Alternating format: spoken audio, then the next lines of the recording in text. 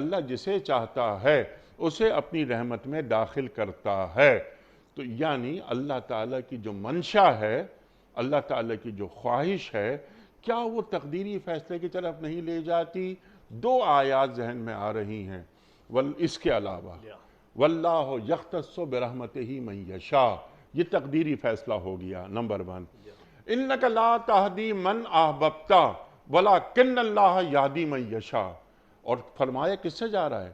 سرکار دو عالم صلی اللہ علیہ وآلہ وسلم سے، کہ آپ چاہتے ہیں کہ انہیں ہدایت مل جائے؟ جب تک میں نہیں چاہوں گا انہیں ہدایت نہیں ملے گی۔ تو یہاں تدبیر کام کر رہی ہے یا تقدیر؟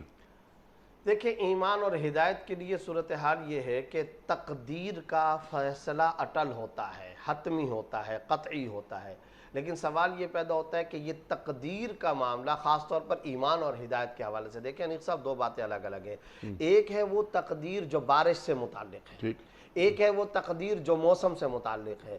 زمین و آسمان، قبر، قیامت کا قیام، پیدائش، انسان کی موت، یہ وہ تقدیر کے معاملات ہیں جس میں براہ راست اللہ رب العزت کا اٹل حتمی قطعی فیصلہ چلتا ہے۔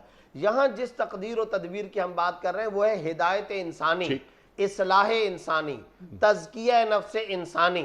اچھا، یہ جو تزکیہ نفس اور اصلاح انسانی، اس کا جو ہمیں قرآن کریم کا اسلوب پتہ چلتا ہے، فیصلہ آخری حتمی قطعی تو وہی ہوتا ہے جو تقدیر کا ہوتا ہے، اور جو تقدیر ہے وہ غالب ہو کر کے رہتی ہے، لیکن کس کے حق میں ہدایت اور کس کے حق میں ضلالت ہوگی، اسلوب قرآن سے یہ پتہ چلتا ہے کہ جو انسان اپنی تدبیر بھی حق یا برائی کی طرف منتقل کرے گا، تقدیر بھی اسی طرف آئے گی۔